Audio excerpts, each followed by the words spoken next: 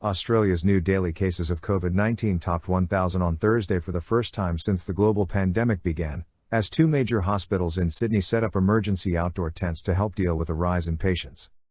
Sydney, the country's largest city and the epicenter of the current outbreak, is struggling to stamp out a surge in the fast-spreading Delta variant, with daily infections hitting record levels even after 2 months under lockdown.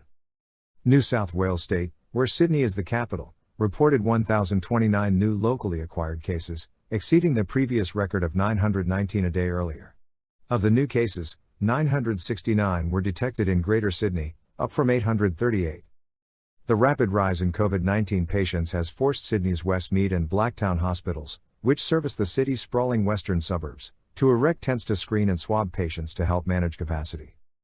The makeshift unit in the emergency department for COVID-19 patients will help to offload delays, a Western Sydney local health district spokesperson told Reuters.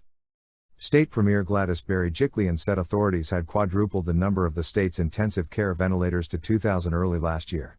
Although the system is under pressure, it can withstand the current crisis once vaccination rates rise, she said. It might be different to the help you got before because of the situation, but please know the system is kicking in, Berejiklian said at a televised media conference. Of 116 people in intensive care in NSW, 102 are not vaccinated. 3 new deaths were reported, including a man in his 30s who died at home, taking deaths from the latest outbreak to 79, although the death rate has slowed since last year. In a video posted on Twitter Wednesday night, the Australian Paramedic Association said paramedics were given a choice to wait in their vehicles with infected people or wait outside in the freezing rain due to the rise in patients.